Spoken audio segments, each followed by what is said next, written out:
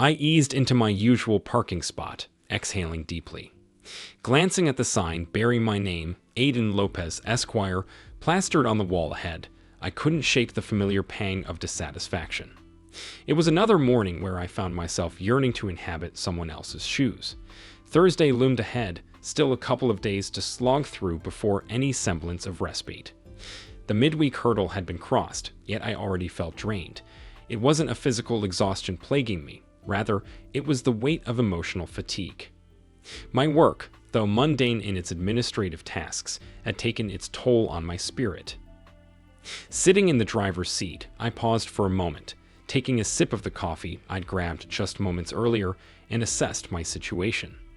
Is this the pinnacle of a law degree? I mused silently. All those years of dedicated study, I had envisioned myself righting egregious wrongs, championing justice for the downtrodden. Instead, here I am, shuffling divorce papers and defending those served with them. A significant portion of my clientele consists of unfaithful spouses, and my role is to secure them favorable settlements. They dub what I do as family law, a bitterly ironic label for someone who earns their keep by dismantling families. In the realm of my profession lies a somber truth. While books and films glorify criminal lawyers, the reality is far from glamorous. They're often regarded as the bottom rung, their clientele sometimes even more objectionable than mine.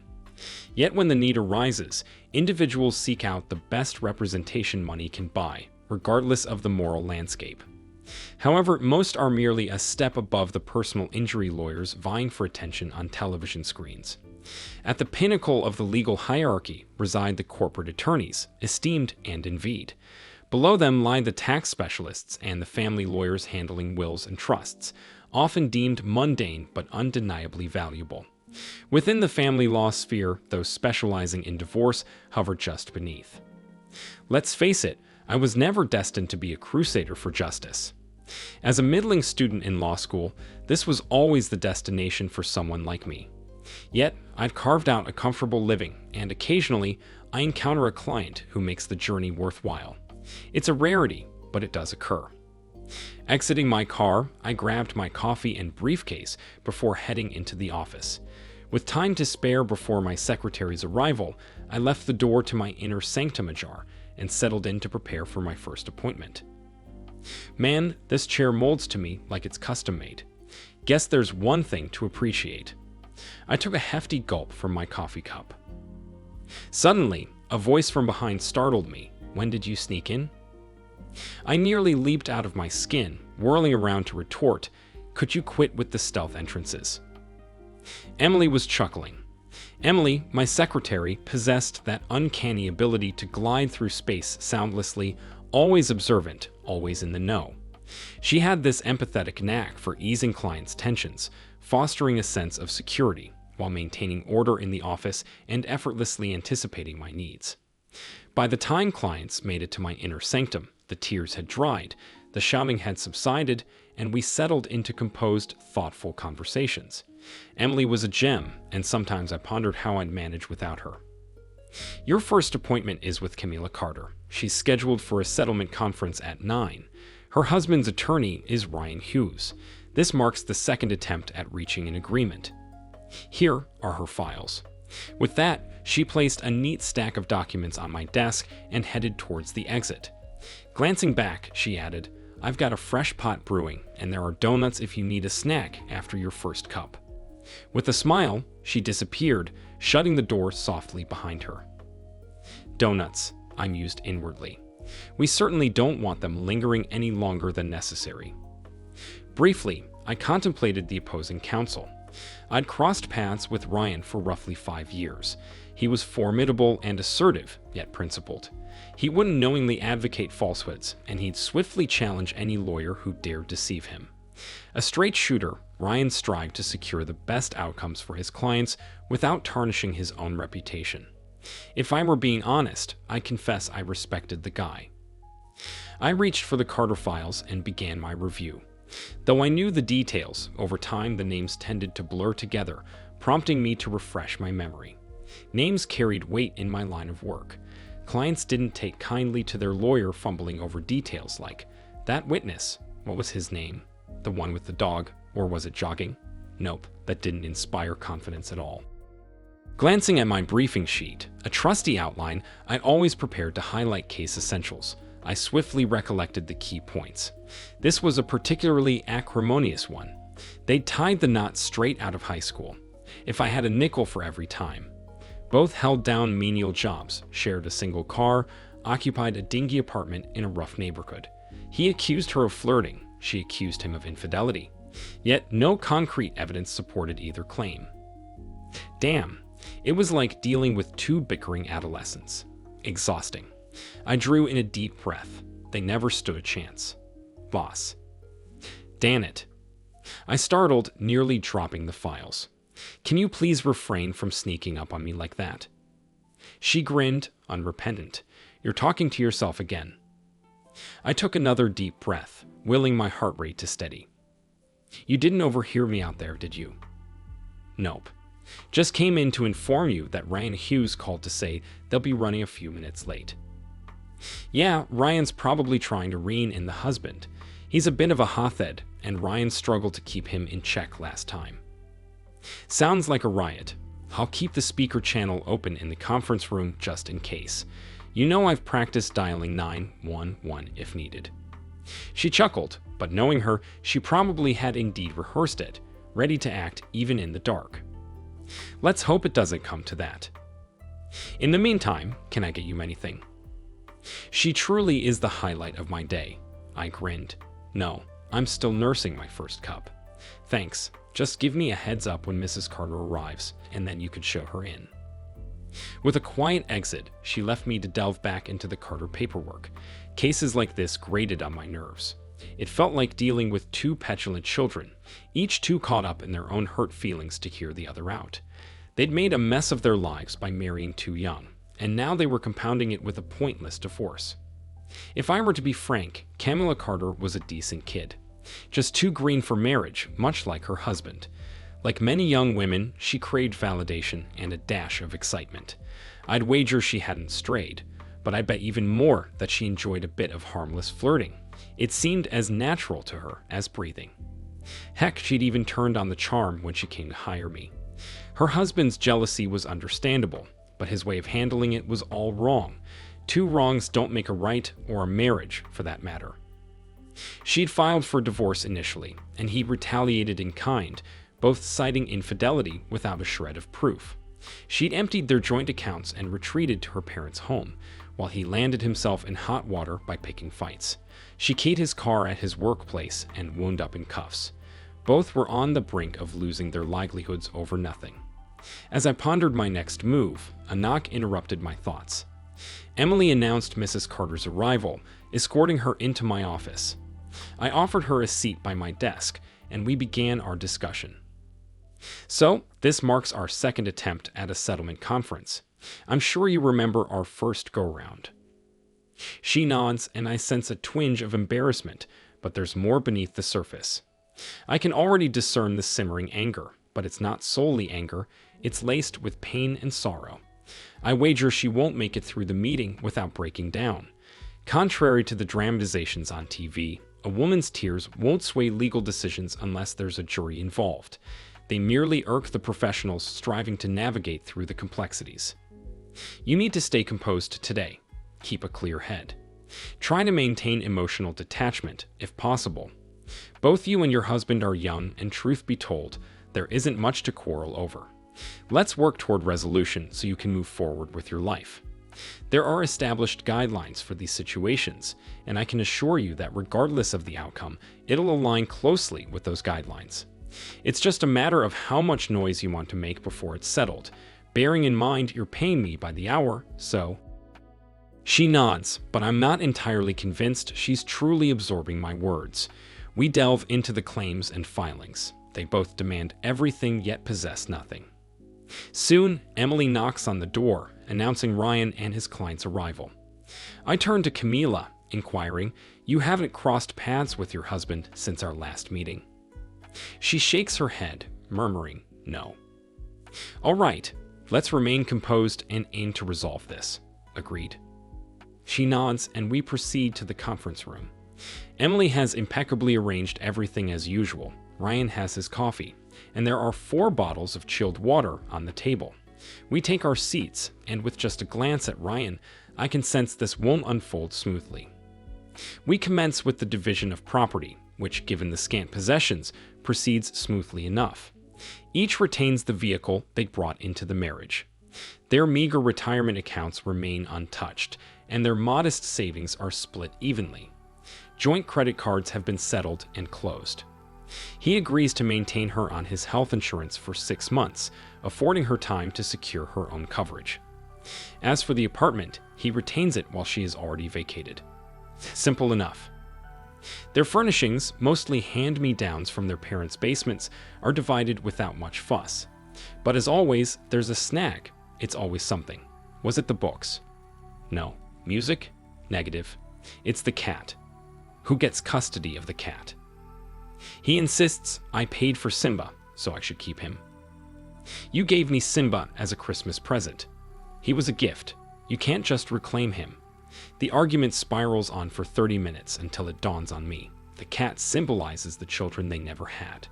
Where's King Solomon when you need him? After a futile half hour, I propose tabling the cat discussion for later. Remarkably, this quells both parties and peace settles once more. We move on to a roster of wedding gifts and household acquisitions, navigating through reluctant negotiations until we reach the inevitable source of contention, the rings. He demands the return of the rings he bestowed upon her, but she adamantly refuses. Tempers ignite and angry accusations fly across the table. He raises his voice, she matches his intensity. In a fit of frustration, he wrenches off his wedding band, slamming it onto the table. She snatches it up and hurls it back at him. I exchange a glance with Ryan, contemplating how many times we found ourselves in this exact scenario. The dispute over the wedding rings descends into a familiar cycle of infidelity allegations, while Ryan and I reluctantly abandon our attempts to restore order. We sit back, hoping they'll tire themselves out, but their youthful fervor proves unyielding. Sometimes youth can indeed be a curse. Then, an unexpected turn unfolds before my eyes. Ryan rises to his feet, extending both hands toward the 2 clients. Enough. I've reached my limit with you 2. You claim she cheated. She claims you cheated. Yet, neither of you has a shred of evidence. Here's the deal. Ryan directs his finger at his own client, his voice resolute. You're undergoing a lie detector test and answering questions. What the hell? What do you think you're doing? You work for me, protests his client.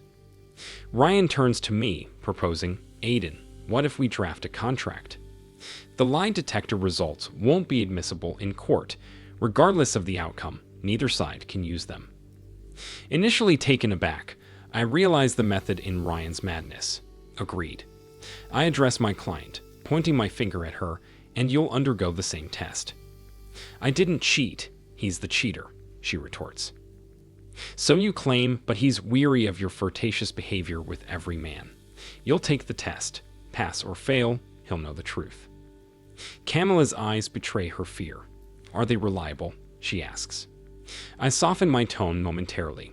They're not admissible in court, but they're dependable enough if you're not a psychopath. She ponders for a while before turning to her husband. Okay, I'll do it. Ryan fixes a stern gaze on his client. And you? Silence lingers and doubts start to creep in. Perhaps he has cheated on his wife after all. Either you take the test, or you find yourself another lawyer. I'm sick of this petty bickering, and we're putting an end to it now. Take the test or find another lawyer, I assert firmly. He finally nods in reluctant agreement. Ryan and I hastily draft a contract stipulating that the test results cannot be used in the divorce proceedings, and both clients sign it. While unlikely to stand up in court, we're hopeful it won't come to that. With their scant financial resources, even if the lie detectors confirm infidelity, it won't significantly impact the final outcome. Once the paperwork is done, we inform the 2 that they'll receive details regarding their test appointments. With that, Ryan and his client exit the conference room. I can't help but wonder about the scene unfolding in his office, but I've got my own issues to tackle right here. Camilla turns to me, tears welling in her eyes. Are you trying to throw me under the bus? Now it's time for a touch of compassion. I speak quietly. You keep insisting you haven't cheated on your marriage. Are you telling me the truth or not? Yes, I'm telling you the truth, she asserts earnestly. Then you have nothing to worry about. Look, neither one of you has a shred of evidence that the other one cheated.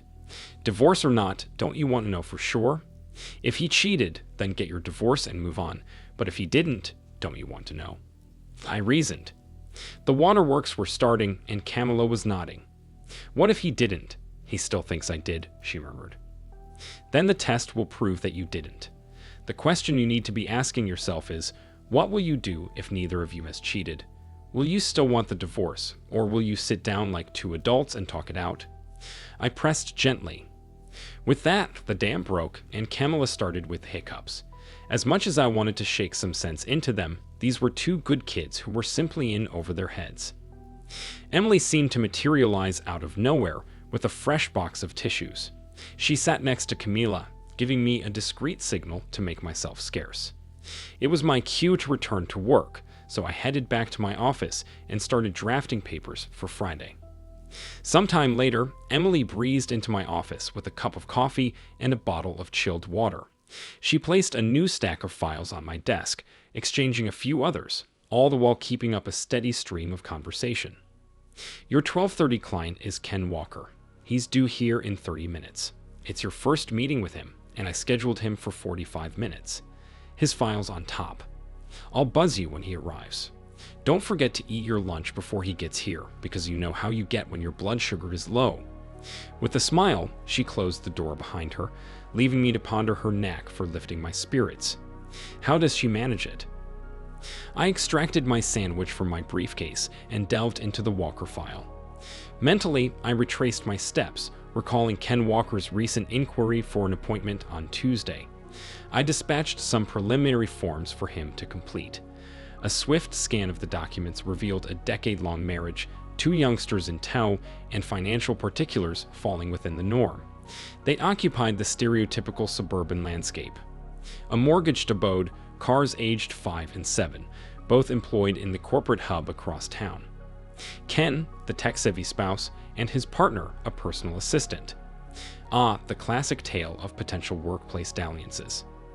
Considering Ken's proposed grounds for divorce due to adultery, my interest piqued. I usually dissuade clients from pursuing such claims, often lacking substantial evidence. Moreover, in custody battles, the rationale matters little.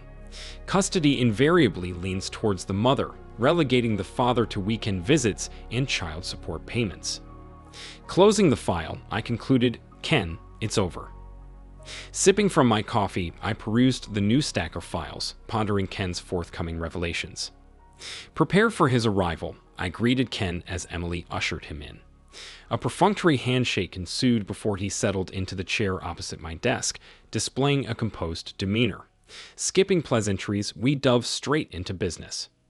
Let's address the basics first. Your financial disclosure was preliminary, and we'll need official statements for court.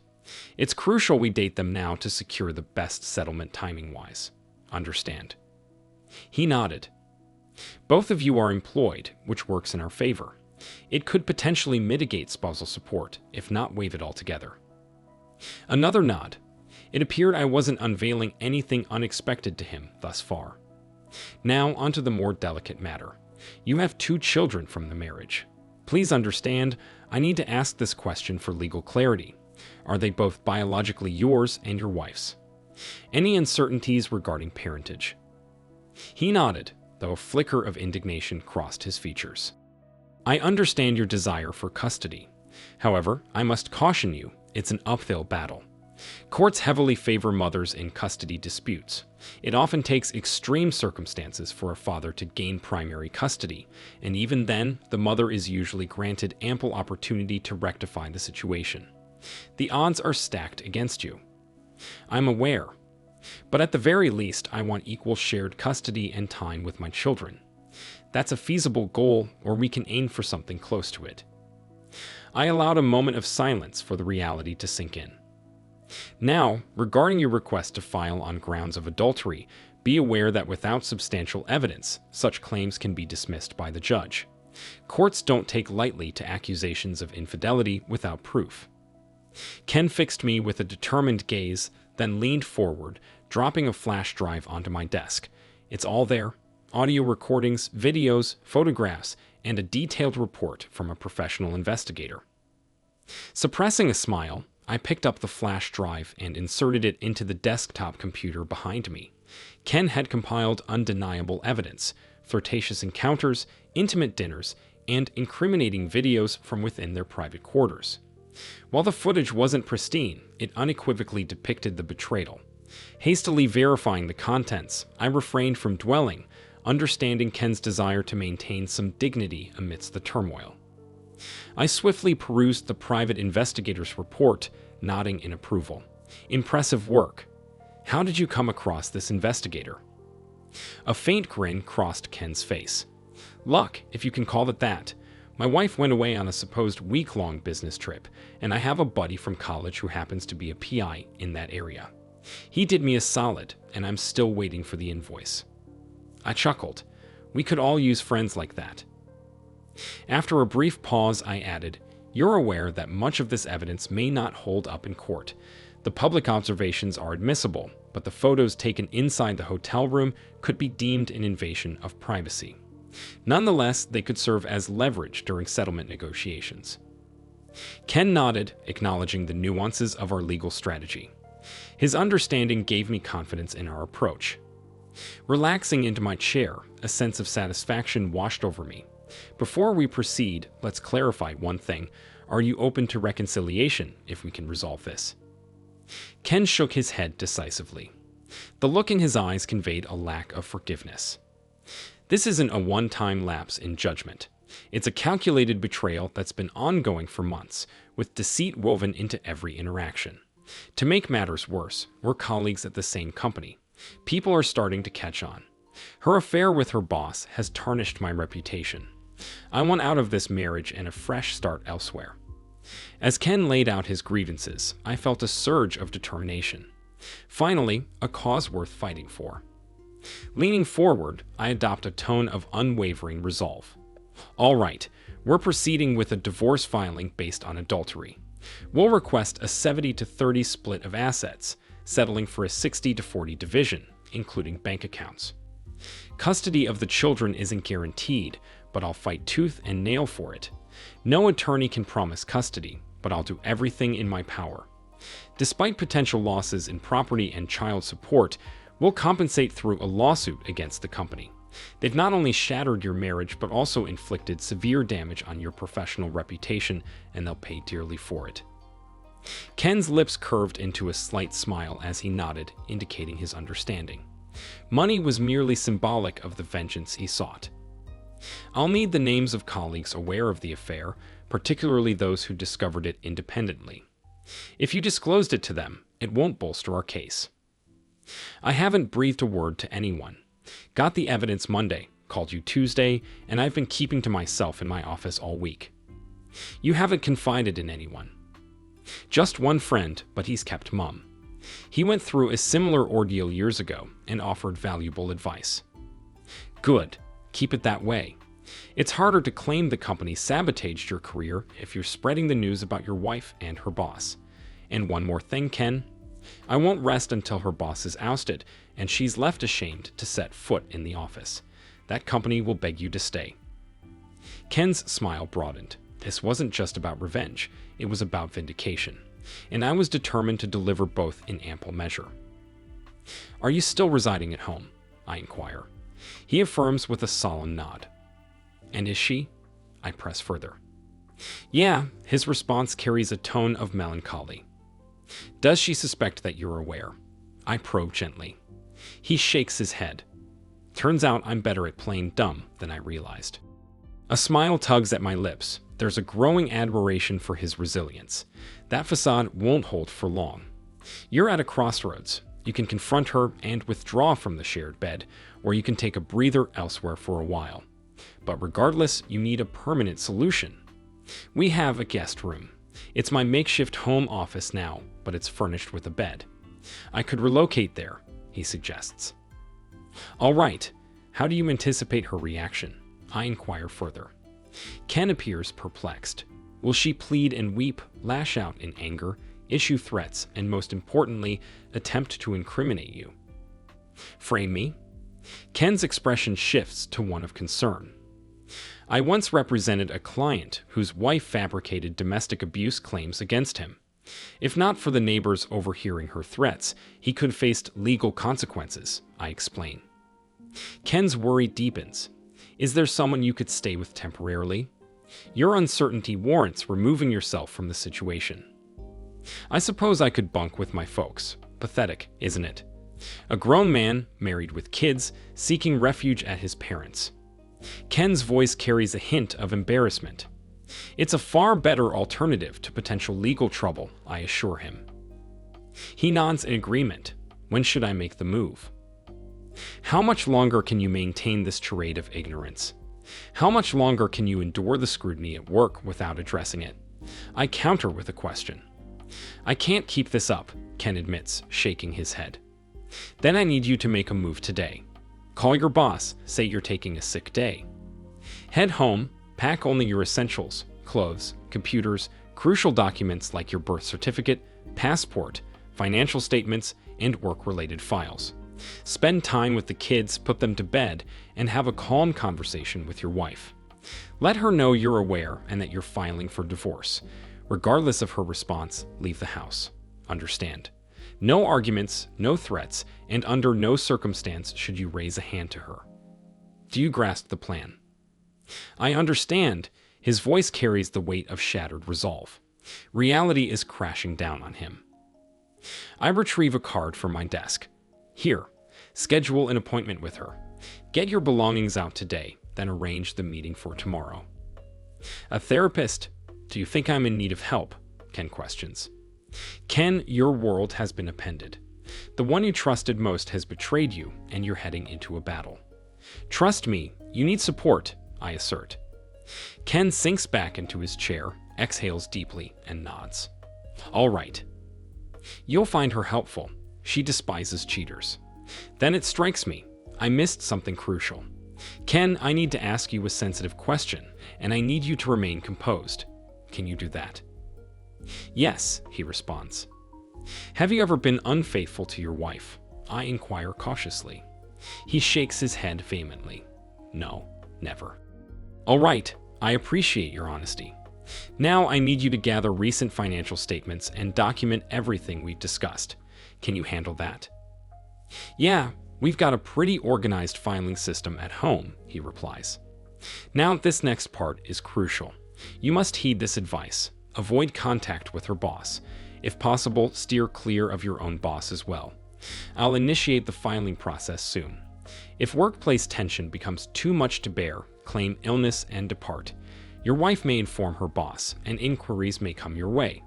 Be truthful, but disclose only what's necessary. If your boss approaches you, speak truthfully.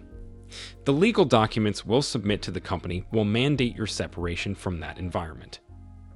And one more thing, refrain from rash actions. Do not confront her boss. If he walks in front of your car, remain parked with the brake engaged until he clears the street. Should he visit your office, summon a trusted friend as witness. Enlist as many friends as possible. You need observers for every interaction while you maintain composure and refrain from retaliation. Do you comprehend? He nods in understanding. Say it aloud. Do you understand? Yes, I understand. Good. Any further inquiries? No. Great. You'll navigate this storm. You're taking the lead, but remember, don't provide them with any ammunition. This will test your strength and restraint. I trust you to rise above. All right. All right, he replies. After addressing a few more details, I accompany Ken to the door. Ken, things may worsen before they improve, but you'll emerge from this. Keep your composure and steer clear of hasty actions. I assure you, you'll remain a significant figure in your children's lives. I guarantee it. Understand? A faint smile and nod indicate his acknowledgement. Given the circumstances, it's the best response I could hope for. Okay. Emily will have some paperwork for you to sign, and there will be a hefty check to write. But I'll earn every cent, I assure him. A genuine smile graces his face as he exits my office. Hey, Ken. Ever wonder why snakes don't bite lawyers? I call after him. He glances back, puzzled. Emily rolls her eyes in anticipation. Professional courtesy, I quip. His laughter is the desired response. Take care and follow through with the plan. I'll be in touch, I bid him farewell. With Ken gone, I return to my desk to scrutinize the evidence. Watching the videos elicits no joy, only revulsion. The images serve as proof, but the dialogue is enlightening. Ken's divorce seems inevitable, it's just a matter of who files. Ken's PI is skilled, and the boss's marital status adds another layer to the saga. Ken will have his vengeance, one way or another. The remainder of the week passes without incident. A court appearance on Friday occupies my morning, with the rest of the time devoted to clients and drafting documents. A week later, in the midst of the afternoon, another settlement conference was slated in the Carter case. This time, a different atmosphere loomed. Sink or swim, these two were bound to find resolution, come what may. They arrived separately, and we permitted them a few awkward moments in the shared waiting room. When we deemed their discomfort sufficient, Emily guided them into the conference room. Ryan and I were already seated, strategically positioned on the same side of the table, a departure from our previous meetings. We gestured for Mr. and Mrs. Carter to occupy the seats opposite us. What's happening? They inquired, visibly perplexed and off-kilter, exactly the effect we intended. Please take a seat. The test results are in, I announced, observing their palpable nervousness. It's true what they say, only the guilty fear the truth, but the innocent have reason to fear others' perceptions. Ryan took the lead. The polygraph results are in. Would you like to know the outcome? They sat in tense silence, their apprehension palpable. It appears, I continued, that both of you are telling the truth when denying any infidelity. How does that revelation resonate with you? Camilla's facade crumbled, tears streaming down her cheeks, while her husband valiantly held back his emotions, albeit barely. We watched, allowing the moment to unfold. Then it transpired. Camilla's husband extended his arm around her shoulders, whispering words of solace too faint for us to discern. She nodded, burying her face in his embrace. Ryan and I remained silent, honoring their intimate moment. After collecting themselves, they sat upright, awaiting the next revelation. I couldn't help but notice they were holding hands, seeking solace in each other's touch. The question remains, do we proceed with the divorce now that you're both aware, or do you opt for dialogue? I posed, sensing their apprehension to vocalize their desires. Ryan took the floor. Daniel, your wife hasn't been unfaithful. Does that impact your stance? Barely audible, Daniel replied. Yes. If Camilla is willing to compromise, are you open to postponing the divorce and engaging in discussion? Ryan pressed. Yes. Daniel's response carried a fervent conviction. Turning to Camilla, I addressed her directly. Camilla, your flirtatious nature needs to cease if this marriage stands a chance. Flirting is a betrayal to your husband and diminishes your integrity. Daniel remained faithful to you. That's the silver lining. However, continued flirting constitutes emotional infidelity. It's time to mature or allow Daniel to pursue a relationship with someone who respects the boundaries of marriage. The choice is yours, but delay may not be an option if behavior persists. Tears streaming down her face, Camilla nodded in acknowledgement. Ryan intervened again. I've arranged for both of you to see a marriage counselor. Daniel hesitated, ready to object. No, the decision has been made for you. You don't need a counselor to be your friend. You need someone who will challenge your behavior. This professional is highly skilled, and if you're willing to cooperate, she can guide you. Are you committed to that? I inquire. They both affirm. Good. Here's her card. Your initial session is scheduled for Monday at 10 a.m. Camilla, whether you choose to return home today is your decision, but if you do, there are 2 rules to abide by. Firstly, no social gatherings, no dancing, and absolutely no flirting. You're not prepared to involve others in your reconciliation. Secondly, avoid contentious discussions. Spend time with supportive family members if available. Sit together, watch TV. Just refrain from tackling serious issues tonight. Focus on nurturing your bond. Can you manage that? Finally, their expressions soften into smiles. We proceed with paperwork, pausing the divorce proceedings, eliciting even more joy from the couple. They depart, resembling two enamored teenagers more than a distant couple.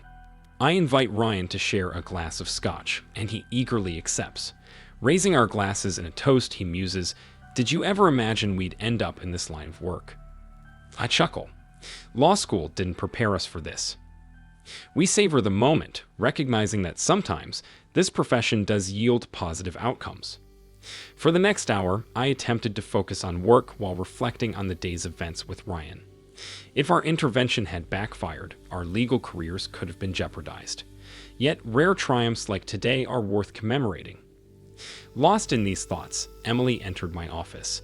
"No more clients today, Aiden. Your final meeting concluded.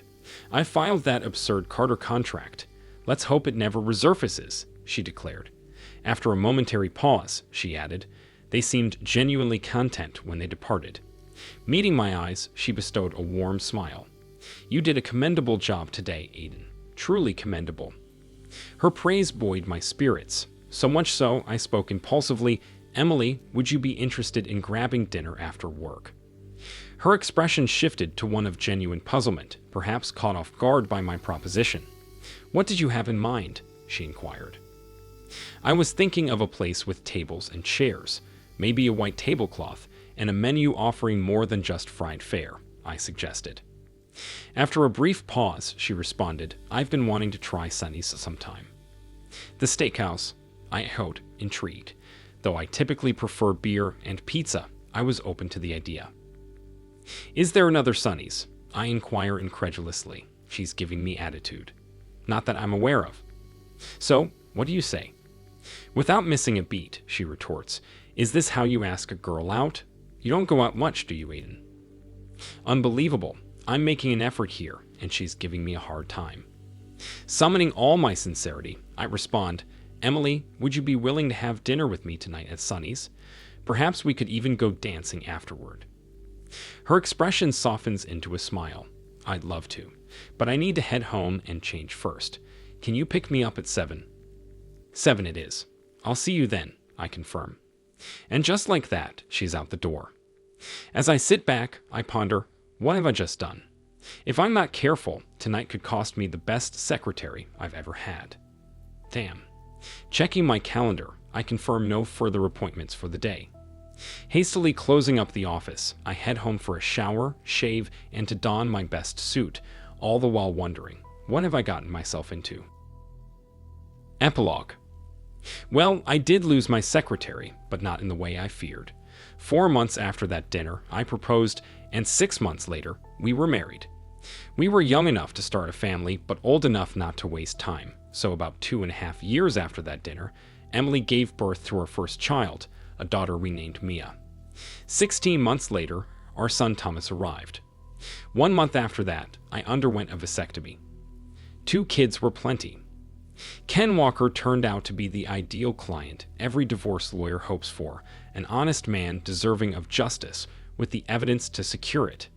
It soon became clear that his wife was more interested in becoming the next Mrs. Boss than being a mother, especially when the opportunity arose after Mr. Boss's divorce. The company terminated him, and the 2 lovers vanished. Ken kept his job, receiving a heartfelt apology from his employer, accompanied by a more generous settlement than expected. Now he's a content single father raising his 2 kids. From Ken, I learned something profound. They say single mothers with children struggle to find a partner willing to embrace instant fatherhood, but for single dads, kids can be a magnet for romantic interest. It seems women of all ages are drawn to Ken once they witness his parenting prowess. I'm still practicing law, but my firm has expanded. I've brought on new associates and we've diversified our practice. Divorce cases remain part of our portfolio, and I still catch up with Ryan Hughes occasionally. When we do, we reminisce about the time we took the unconventional route of administering polygraph tests to our own clients, ultimately reuniting a couple and giving them a second chance at happiness. Thank you for watching this video to the end. If you liked it, please like it and subscribe to the channel. See you soon.